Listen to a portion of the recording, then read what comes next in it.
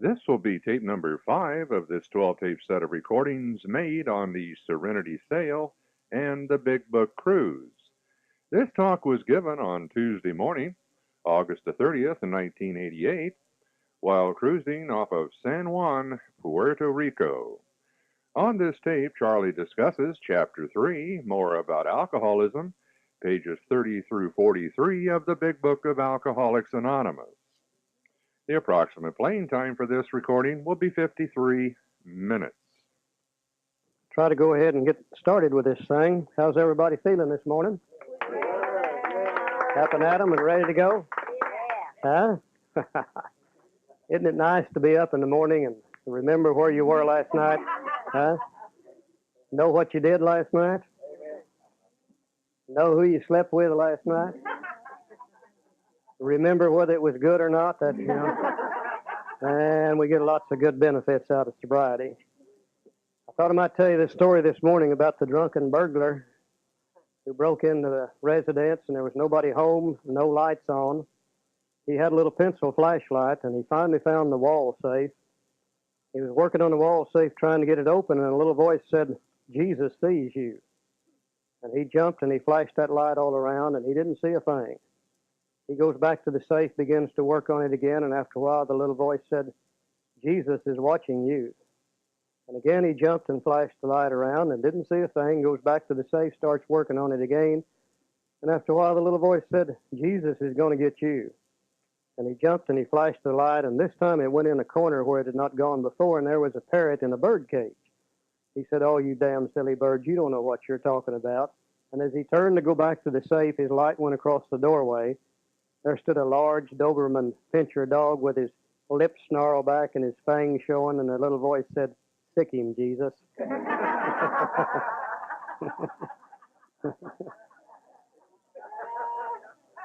That would be about what would happen to me, I think. As we finished up last night, we were talking about the solution, and we could see that our solution consisted basically of two things: the power of the fellowship which supports us, and the power of the vital spiritual experience which changes us. And we can see as the newcomer comes in, they can be supported through the older members sharing experience, strength, and hope with them. And they can stay sober for a period of time based upon that power, based upon that fellowship. And at the same time, the older members draw strength from the fact that they are helping and they are supporting the newer members. Now, it's almost impossible in AA today to stay in our fellowship for a very long period of time and not begin to believe in something. You know, when you hear literally hundreds and hundreds and thousands of people say it is only by the grace of God, or because of a power greater than I am, or because of God as I understand Him, I haven't found it necessary to take a drink in so many days, months, years, or whatever. When you hear that repeated over and over and over, then it becomes obvious there's some power greater than human power working within the fellowship. And the newcomer can begin to believe that perhaps whatever that is could work in their life also. They become willing then to investigate this thing called the power greater than we are. And upon investigation, they find the simple kit of spiritual tools, which turns out to be the 12 steps of Alcoholics Anonymous. And as we use those steps, that's going to revolutionize, according to our book, our whole attitude and outlook toward life, toward our fellows, and toward God's universe. Or in other words, we're going to have a personality change sufficient to recover from the disease of alcoholism. Now that we've had the personality change, then we become an old member, and then we in turn support the next new member that comes along, and this is a cycle that's been going on since 1939. But if you notice, the definition of the old member is the one who's had the personality change. Really, the length of sobriety has nothing to do with this thing at all. Nowhere in the Big Book does it talk about how long we've been sober. It talks about the quality of sobriety. And we see many people who have undergone the personality change through the 12-step program, and maybe they've only been sober 6 months or a year. And their quality of sobriety is great, and they have something to give away and to share with the next new member. We see some members in Alcoholics Anonymous that's been sober for 20 years. Yet the quality of their sobriety is so lousy, nobody really wants it. You know, you see them all the time. They say, hell, I never did work the damn steps. I never did take step 4, and I don't ever intend to, and by God, I've been sober for 20 years, and if you want what we have, who in the hell wants what they got, you know? Some of those people are so sick. After 20 years sobriety, you really would like to buy them a drink. You know damn good and well they'd feel better. So, so really our older member is based upon those that have had the personality change. And that's what we really have to share with the newcomer. Now, if we would take these two powers and add them together, the power of the fellowship which supports and the power of the vital spiritual experience which changes, then surely those two powers added together would be strong enough to overcome any individual's powerlessness over alcohol. And that's really the great news that our book has to carry to us. Through this process, we can recover from the disease of alcoholism. Again, I can see Bill, being a real alcoholic, stopping at the end of chapter 2 and reviewing what he had written up to this point. And probably in his mind, he reviewed the fact that we have the doctor's opinion in place. And through the doctor's opinion and Bill's story, we learned about the disease. We learned what the problem is. And through Bill's story, we began to get a little belief and maybe a little hope that that could happen to us. Then he reviews in his head chapter 2, talking about the power greater than human power, the solution, what it is. And what he's probably said to himself is, I've really explained to them what the problem is, and I've explained to them what the solution is. But then he probably sat back and said, they're not going to like that solution, though, any more than I did. Because, again, you have to admit you're so weak you couldn't do it by yourself. You have to face the fact you're going to have to find a power greater than human power. And many of us, based upon things we've been taught in the past, think that it's almost impossible to do that. And Bill says, I think what I better really do is explain to them a little bit more about alcoholism. You know, he explained part of it to us in chapter 2. And he said, I better explain to them the exact reason why they're going to have that power. Because unless they understand that, then they're not really going to go on that search to find that power greater than human power. And in this next chapter, more about alcoholism, Bill talks about one thing and one thing only. He talks about the insanity that we have to be restored from. You know, step 2 says we came to believe that a power greater than ourselves could restore us to sanity. Well, if we have to be restored to sanity, then that indicates that we are probably insane. Now, again, this particular word has created a lot of problem with a lot of people. Because sometimes people see the word insane and they think, well, that means you're crazy. No, insanity and craziness are two different things. Craziness means that you've lost about all your marbles. And you have to be locked up somewhere for your protection and the protection of society as a whole. But insanity doesn't mean you've lost all your marbles. It just means you've lost some of your marbles. If you go to the dictionary, look up the word insanity, it is defined, or the word sanity, is defined as wholeness of mind. A mind that is whole can see the truth about everything that it has to deal with. And if a mind can see the truth about everything, then it can make decisions and take actions based upon that truth, and the results are usually good. But if you have a form of insanity, then that means you can't see the truth about everything, and you'll make decisions based upon sometimes a lie or a thing that is false or not true.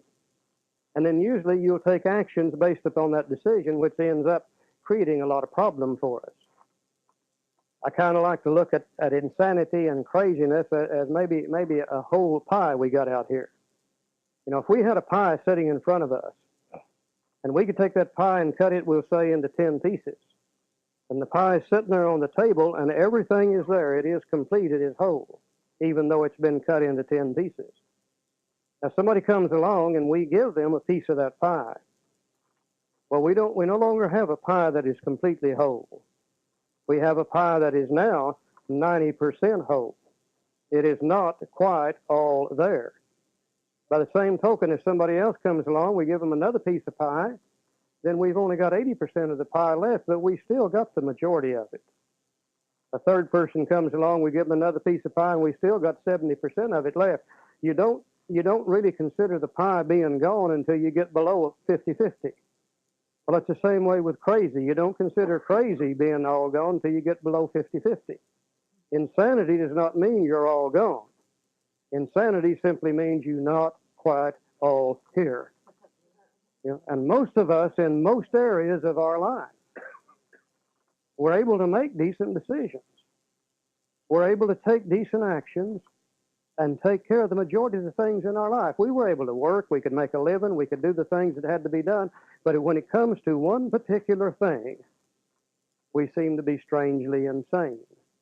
When it comes to alcohol, we cannot always see the truth, and if you can't see the truth, then you're going to make a decision that eventually will lead you into actions which brings on a lot of trouble. Now, a lot of people in AA, as they look at step 2, they say, well, I didn't have any trouble with that insanity because I remember all those crazy, stupid things I did while drinking. Well, really, that's not insanity. The crazy, stupid things we did while drinking was caused by a mind that had been filled with a sedative drug called alcohol. And that sedative drug called alcohol lowers the inhibitions. And if your mind is filled with a sedative drug that lowers the inhibitions, you better look out. You're going to do some pretty crazy, stupid things, all right. But that's not insanity. That's caused by alcohol itself. Insanity is simply the ability to see or not see the truth. The ability to make decisions based upon the truth rather than upon the lie. The whole chapter will be devoted to examples of what Bill considered to be insanity. Good morning, ladies and gentlemen. Your cruise director speaking. This is a reminder to everybody that starting in about 20 minutes' time in the Follies Lounge, there will be a very important shopping forum on the shops in San Juan and St. Thomas with your port lecturer. This is in the Follies Lounge. There will be maps and literature distributed for the shopping talk in the Follies Lounge starting in about 20 minutes. And just prior to that, we will be selling our horses at the Sovereign Derby Horse Auction. You can come along, bid on a horse, try and buy yourself a horse for Sovereign's Big Thursday's Derby, the Reader's Cup. That's all in the Follies Lounge starting in about 20 minutes. We'll see you all there. Thank you. Should we turn this over to somebody else and go to the horse race? On page 30, most of us have been unwilling to admit we were real alcoholics. No person likes to think he is bodily and mentally different from his fellows. Therefore, it is not surprising that our drinking careers have been characterized by countless vain attempts to prove we could drink like other people.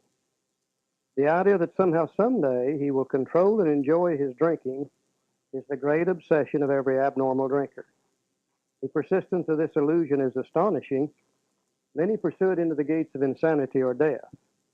We learned that we had to fully concede to our innermost self that we were alcoholics. This is the first step in recovery. The delusion that we are like other people or presently may be has to be smashed.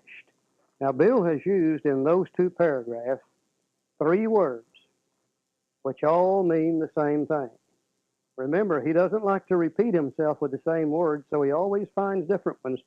In the first paragraph, he said the great obsession of every abnormal drinker.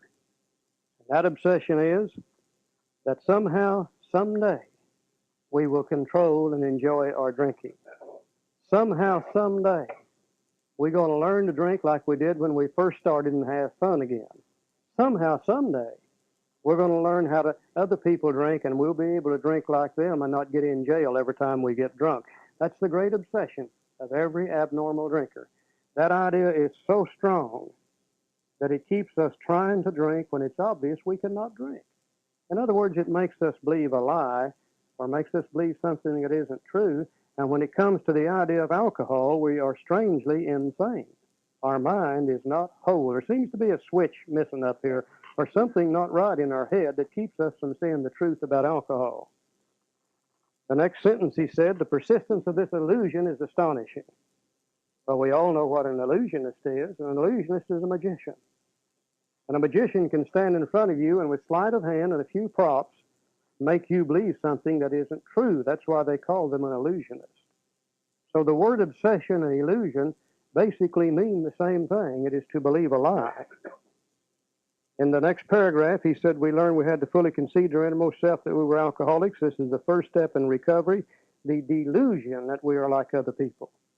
And the word delusion means the same thing. If you delude yourself, that means you've conned yourself into believing something that is not true. So whether he uses the word obsession, illusion, or delusion, they all three mean to believe a lie. Now let's see some examples of people who believed a lie just before they got drunk, who had an obsession, an illusion, or a delusion just before they drank. Page 32. Let's look at the man of 30. There's about 4 examples we'll look at in this chapter to bring this one point out. He said a man of 30 was doing a great deal of spree drinking. He was very nervous in the morning after these bouts and quieted himself with more liquor. He was ambitious to succeed in business, but saw that he would get nowhere if he drank at all. Once he started, he had no control whatever. He made up his mind until he had been successful in business and retired, he would not touch another drop. An exceptional man, he remained bone dry for 25 years and retired at the age of 55 after a successful and happy business career. Then he fell victim to a belief which practically every alcoholic has, that his long period of sobriety and self-discipline had qualified him to drink as other men. Out came his carpet slippers and a bottle. In 2 months, he was a hospital puzzled and humiliated. He tried to regulate his drinking for a while, making several trips to the hospital meantime. Then, gathering all his forces, he attempted to stop altogether and found that he could not. Every means of solving his problem which money could buy was at his disposal. Every attempt failed. Though a robust man at retirement, he went to pieces quickly and was dead within 4 years. Now, this case contains a powerful lesson. Most of us have believed that if we remain sober for a long stretch, we could thereafter drink normally. Now, this guy managed to stay sober 25 years. My belief in that only led me maybe to 90 days, or 30 days, or 60 days, or 6 months. And always, after being sober for a period of time, I would believe that I'm proven I'm not alcoholic. I've proven I'm different, and now I can drink like other people. But here's a man who at 55 years found he was just where he had left off at 30. We have seen the truth demonstrated again and again. Once an alcoholic, always an alcoholic. Commencing to drink after a period of sobriety, we're in a short time as bad as ever. If we're planning to stop drinking, there must be no reservation of any kind, nor any lurking notion that someday we'll be immune to alcohol. You see, this guy believes something that isn't true, and if you believe a lie, and you take action based upon that lie, you're going to run into the truth. And the truth is that people who are alcoholic will always be alcoholic. They'll never be able to successfully drink again. If you believe the lie, the truth will beat your brains out. But also it is said that the truth will set you free from the lie. And if you can once see the truth, then the lie no longer means anything to us. You see, it's been a long time since I've believed that I could drink like other people after a period of sobriety. The truth is I can't.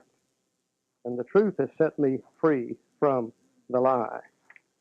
Okay, let's look on page 34, middle of the page. For those who are unable to drink moderately, the question is how to stop altogether. We are assuming, of course, that the reader desires to stop.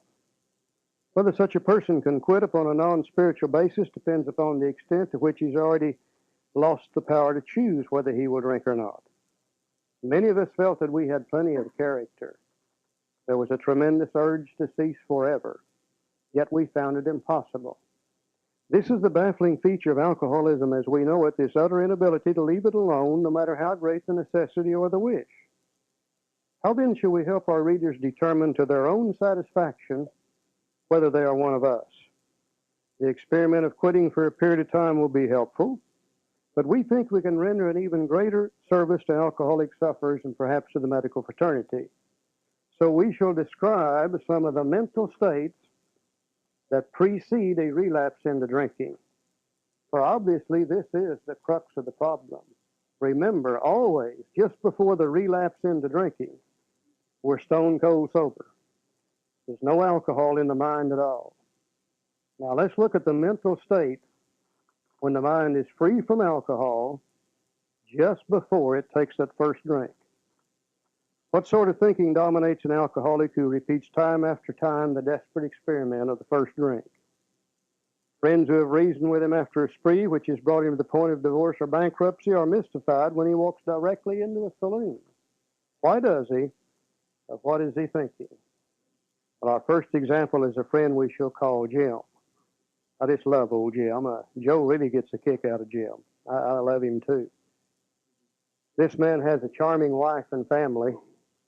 He inherited a lucrative automobile agency. He had a commendable World War record. He is a good salesman. Everybody likes him. He's an intelligent man, normal so far as we can see, except for a nervous disposition. Typical alcoholic. He did no drinking until he was 35. In a few years, he became so violent when intoxicated that he had to be committed. On leaving the asylum, he came into contact with us. We told him what we knew of alcoholism. They told him step one. They told him about the disease and the powerlessness over alcohol and the answer we had found. They told him step two, that the solution would lie within the power greater than human power. He made a beginning. And as we look at step three, we're going to see at the end of step three that step three is only a beginning. So Jim took steps 1, 2, and 3. And you know, we see people like that today in AA all the time. They come in and they take 1, 2, and 3, and that's as far as they ever go. And the next thing you know, they're back out there drinking again. You know, AA is getting more and more like a baseball game all the time. 1, 2, 3, and you're out. And we see it happen over and over and over. His family was reassembled, and he began to work as a salesman for the business he had lost through drinking. All went well for a time, but he failed to enlarge his spiritual life. Now, we're going to find out after step 3, the only way we can enlarge the spiritual life is to take the action steps of 4 through 9. Well, Jim didn't take any of those.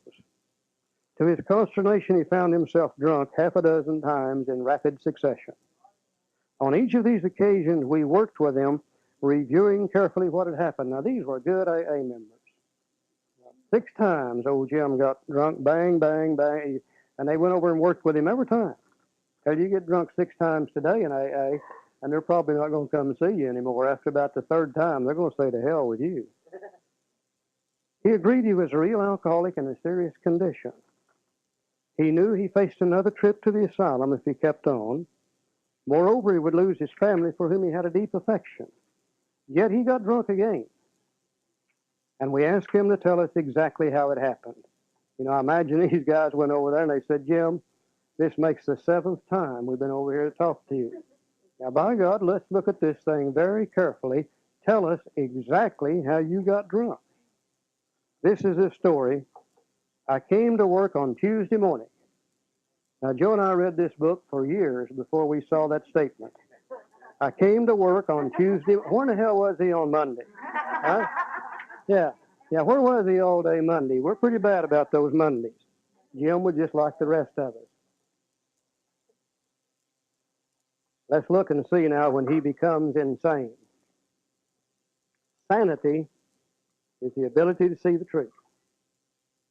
Sanity is the ability to be able to think wholly, completely, or normally about a subject and make decisions based on that. Insanity is to not see the truth or thinking that is not normal, thinking that leads us to believe a lie. Let's see when he goes nuts. Good morning, ladies and gentlemen. May I have your attention, please? Starting in just a few minutes' time in the Follies Lounge, it's time for the Sovereign Derby Horse Auction. Yes, indeed, you can purchase a horse for the winner-take-all Sovereign Derby on Thursday. Immediately following that at the Follies Lounge, it's time for our shopping forum. Learn all the various shopping stores in which you can purchase all of your present in San Juan and St. Thomas. That'll be given by your port lecturer in the Follies Lounge.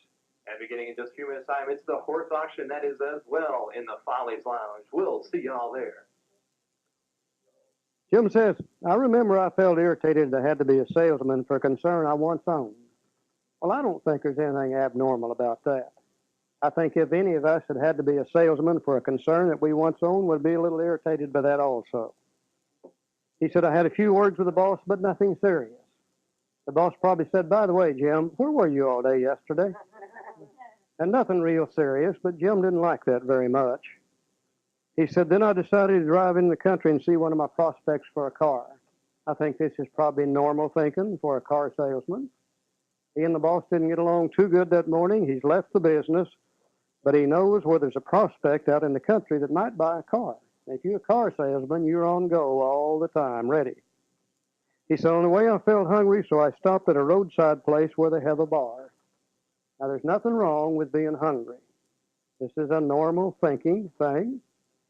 And back in that part of the country in those days, I doubt if you could find a roadside place that didn't have a bar. He said, I had no intention of drinking.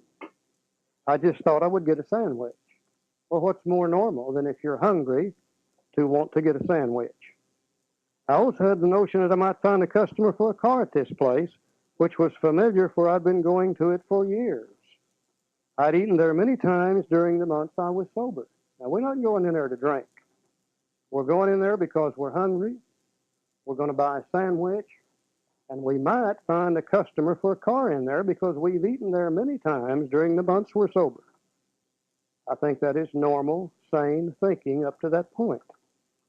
He said, I sat down at a table and ordered a sandwich and a glass of milk.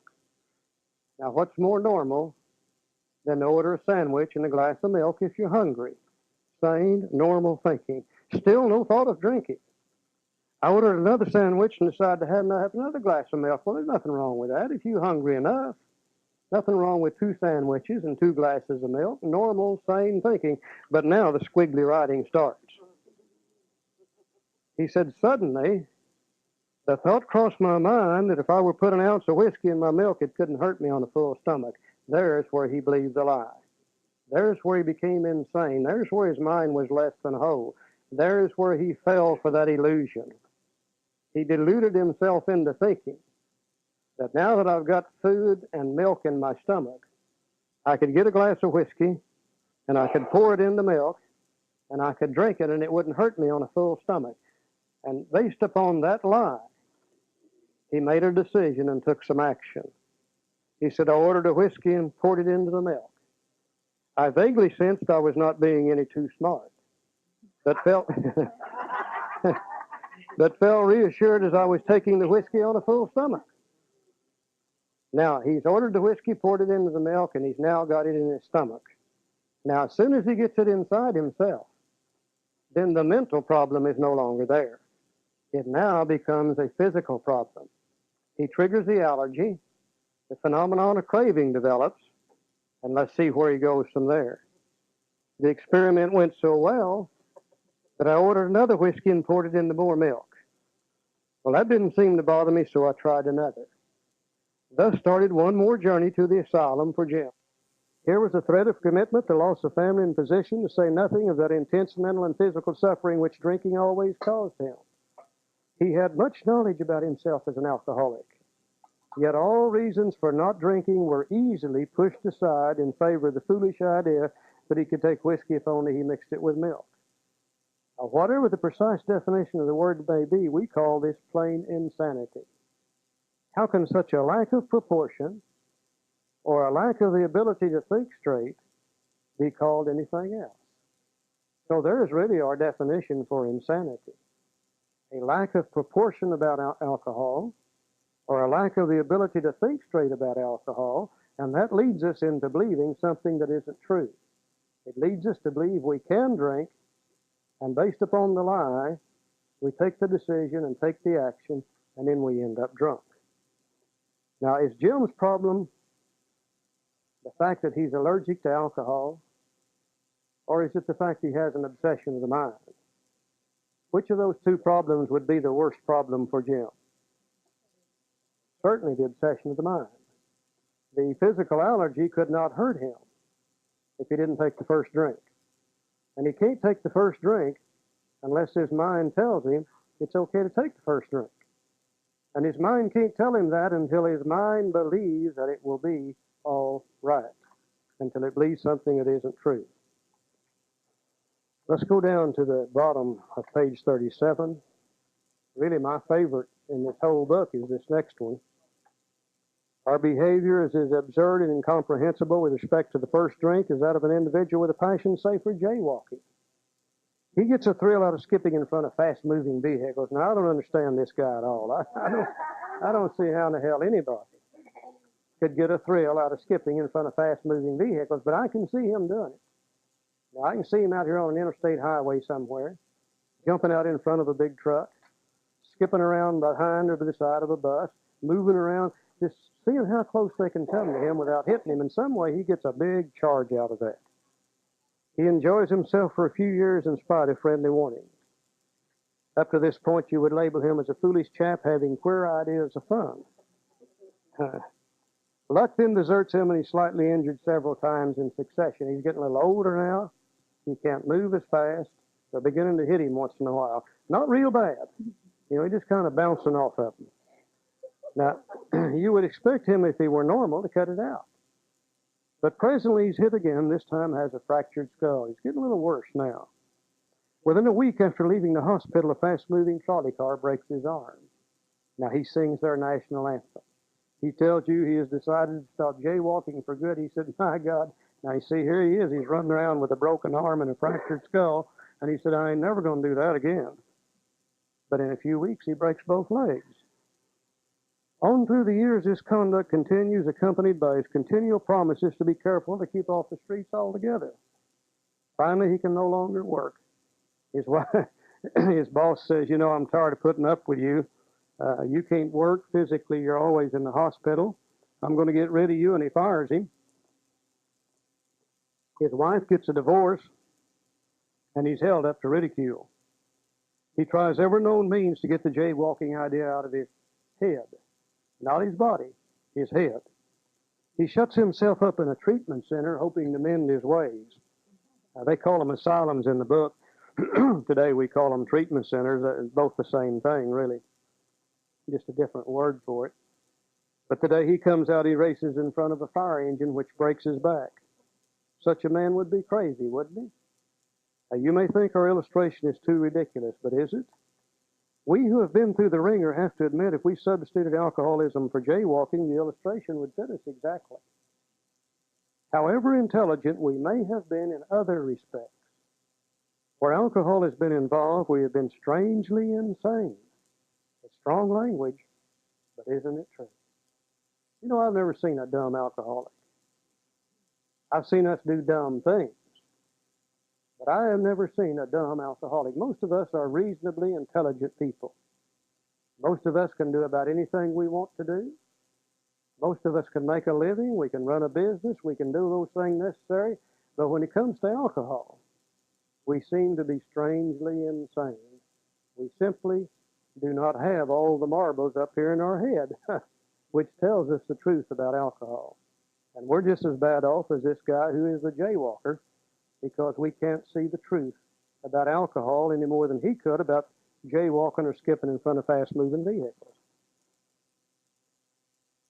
Sometimes we tend to think that the only time we're going to believe this lie or go insane is when we feel bad or when we've lost everything like Jim did.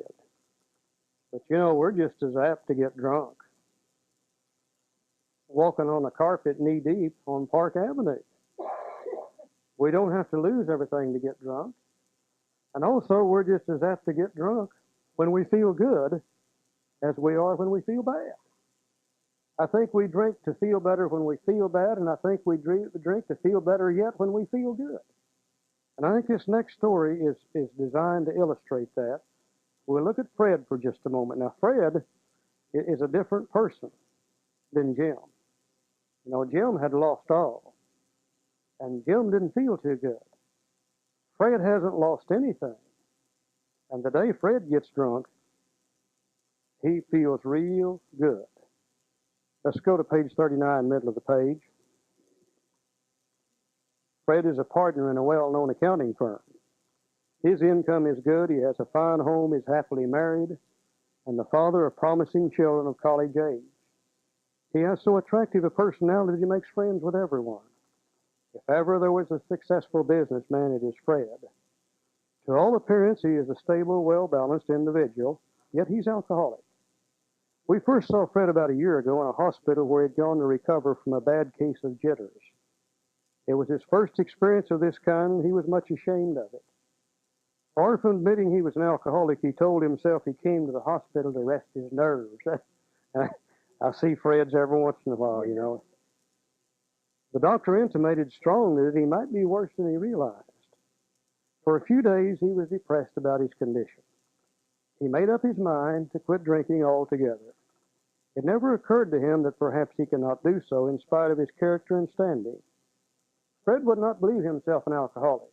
Fred would not take step one, much less accept a spiritual remedy for his problem. Fred would not take step two. We told him what we knew about alcoholism. He was interested and conceded he had some of the symptoms, but he was a long way from admitting that he could do nothing about himself. He was positive that his humiliating experience plus the knowledge he'd acquired would keep him sober the rest of his life. Self-knowledge would fix it. We heard no more of Fred for a while. One day we were told that he was back in the hospital. This time he was quite shaky. He soon indicated he was anxious to see us. The story he told is most instructive, for here was a chap absolutely convinced he had to stop drinking, who had no excuse for drinking, who exhibited splendid judgment and determination as all his other concerns, yet was flat on his back nevertheless. Let him tell you about it. Now, Fred said, I was much impressed with what you fellows said about alcoholism, and I frankly did not believe it would be possible for me to drink again. I rather appreciated your ideas about the subtle insanity which precedes the first drink, but I was confident it could not happen to me after what I had learned. I reasoned I was not so far advanced as most of you fellows, that I'd been usually successful in licking my other personal problems, and that I would therefore be successful where you men failed. I felt I had every right to be self-confident, that it would be only a matter of exercising my willpower and keeping on guard. Oh, God, I understand Fred so well. In this frame of mind, I went about my business, and for a time all was well. I had no trouble refusing drinks, and began to wonder if I'd not been making too hard work of a simple matter. One day I went to Washington to present some accounting evidence to a government bureau. I had been out of town before during this particular dry spell, so there was nothing new about that. Physically, I felt fine. Now listen to how this guy feels. Neither did I have any pressing problems or worries. My business came off well. I was pleased and knew my partners would be too. It was the end of a perfect day, not a cloud on the horizon. God, he's floating along, he's feeling good, the businesses came off great, he knows the partners would be happy and everybody's okay. And he said, I went to my hotel and leisurely dressed for dinner. As I crossed the threshold of the dining room, the thought came to my mind that it would be nice to have a couple of cocktails and go back to the nut house. See, that's the truth. A couple of cocktails and go back to the nut house. But he can't see the truth. So he simply has to say, the thought came to mind that it would be nice to have a couple of cocktails with dinner. That was all, nothing more. Now, based upon that thought, based upon that lie for this alcoholic, he made a decision and took some action. I ordered a cocktail in my meal. Now, we've got it inside of our stomach now. The physical allergy takes over. Then I ordered another cocktail. After dinner, I decided to take a walk. When I returned to the hotel, it struck me a highball would be fine before going to bed, so I stepped into the bar and had one. I remember having several more that night and plenty next morning. I have a shadowy recollection of being in an airplane bound for New York and of finding a friendly taxicab driver at the landing field instead of my wife. The driver escorted me about for several days. I know little of where I went or what I said and did. Then came the hospital with unbearable mental and physical suffering. As soon as I regained my ability to think, I went carefully over that evening in Washington. Not only had I been off guard, I had made no fight whatever against the first drink. This time I had not thought of the consequences at all. I had commenced to drink as carelessly as though the cocktails were ginger ale. Now, old Jim didn't feel too good. Jim vaguely sensed he wasn't being any too smart. But Fred didn't even do that. Fred was feeling perfect and on top of the world. And his mind simply said, a couple of cocktails before dinner would be nice.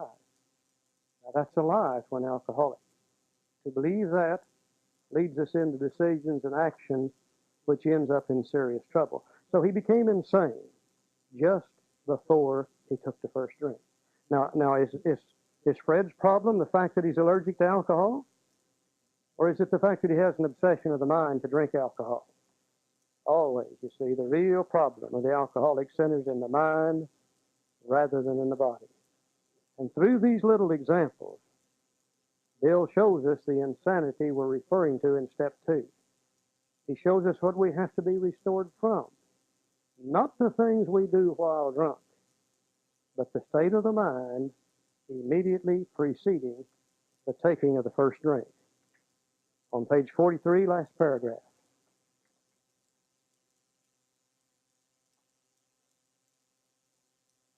Once more, the alcoholic at certain times has no effective mental defense against the first drink. Except in a few rare cases, neither he nor any other human being can provide such a defense. His defense must come from a higher power. In this chapter, Bill has absolutely convinced me that if I don't have that vital spiritual experience, there's no way that I'm going to be able to live without drinking. That always it'll take me right back, my mind will take me right back to the idea that I can drink, and I'll end up drunk over and over and over and over and over again. Any questions on this chapter?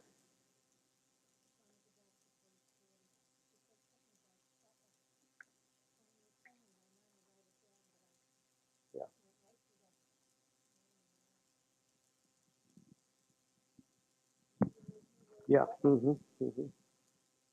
In the middle of page 40, on about the third paragraph down there, he said, I rather appreciate your ideas about the subtle insanity which precedes the first drink. The sly insanity, or that thing that sneaks up on us, immediately preceding the first drink. Now we display sanity in all other areas, but when it comes to alcohol, we're strangely insane.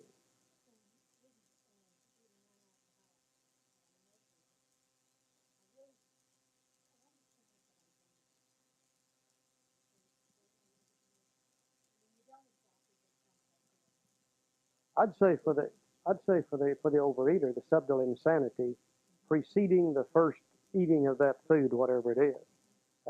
It's an idea that sneaks up on you, and maybe it lays there for days. And maybe one day it says, well, hell, today we could have a piece of pie, it'd be okay. And when we push that aside and we say, no, we can't do that. And then tomorrow we got the same nagging idea. And slowly, that idea becomes stronger and stronger, and finally it just is, and cuts off all effective mental defense. It says, today we're going to have a piece of pie, and then you go ahead and eat the pie, and then the pie triggers the binge. For us, the first drink triggers the actual drunk. Now, the first drink doesn't make us drunk, but that leads us to the second and the third and the fourth and the fifth. Oh, no. Well, yeah. For us, most of us, though, when we take that first drink, we're going to get drunk pretty shortly thereafter. Most of you all, when you take that first piece of pie, you're going to go on that binge pretty fast, too. Maybe the next day you'll eat 2 pieces. And maybe the next day it's 3 pieces of pie and then 2 pieces of cake. And on until it just gets, completely out of line. Same thing happens with a gambler. See, the gambler's mind is telling him always, we're just going to bet $2. That's all we're going to bet. And maybe the first day, that's all he bets. But then the next day, it's bigger and bigger and bigger and bigger. Same thing with anybody that's obsessed with doing anything that eventually destroys them. Any other questions or comments?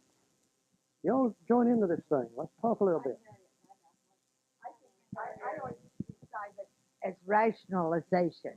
I mean, I could rationalize anything.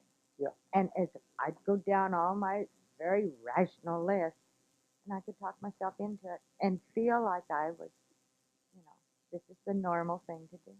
I think rationalization is a fine word for insanity. Because what we do, we just keep playing that idea around and over till finally we find a reason to do it. And by God, we believe it's justified too. Just before we do it, it's justified. Any other comments? Everybody satisfied then with this insanity? Huh? Now,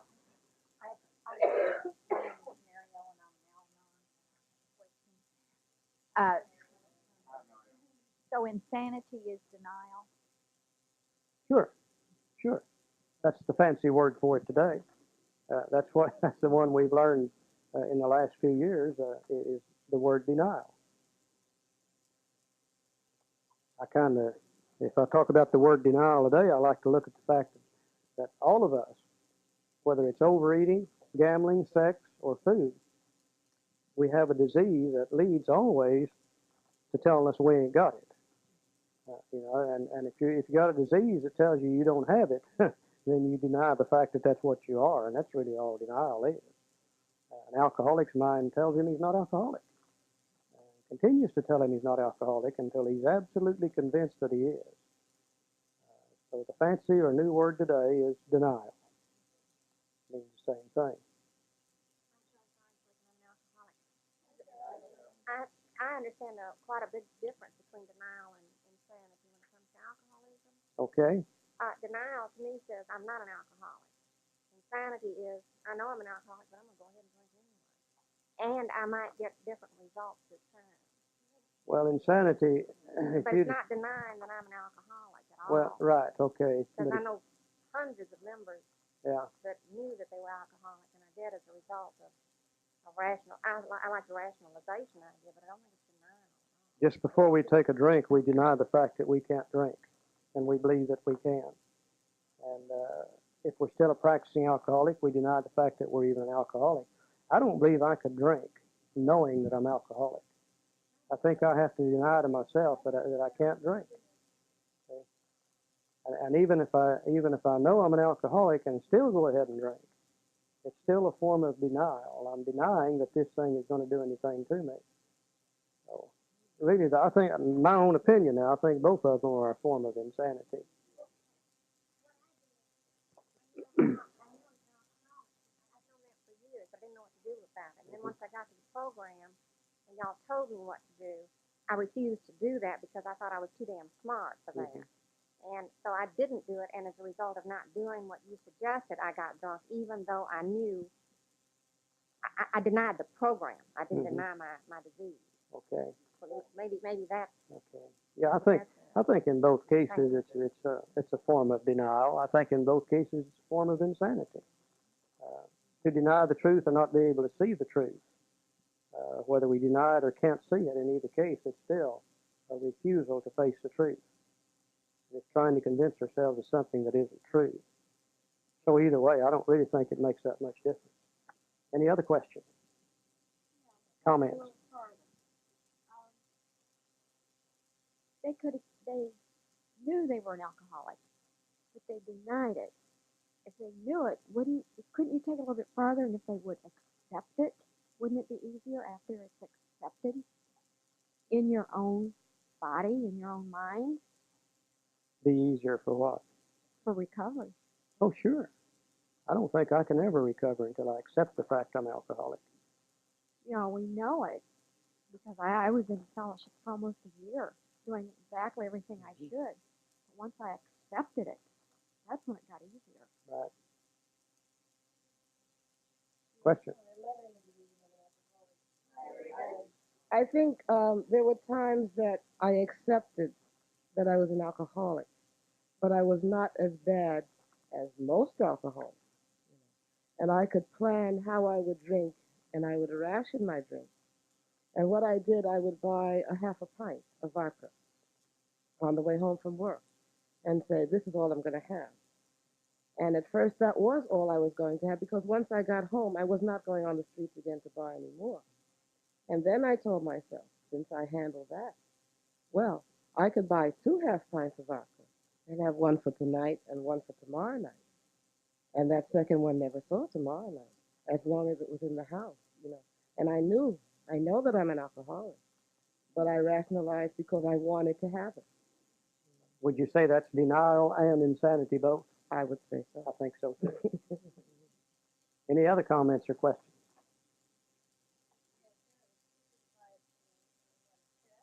Cheaper to buy a quart, Sure, you know? So sure. that made sense, right? Sure. Yeah, save a little money there. Damn right. But they didn't Damn last right. very long. Yeah. I remember the day I went really didn't save any money.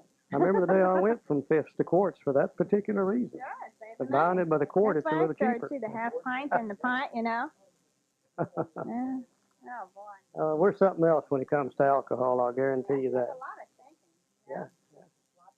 You gotta work. You gotta work hard to be a practicing Hard work, alcoholic or a yeah. practicing overeater. You gotta work at it, boy. Yeah. I don't think we realize the progression when it's happening to us. No, that's what Dr. Silkworth says. He said we really cannot differentiate the truth from the false. Now that means we believe a lie, and that's insanity. So I think it's what we've got to realize about everybody that is alcoholic, that's still drinking, that's an overeater that's still eating, is they don't see what's wrong with them.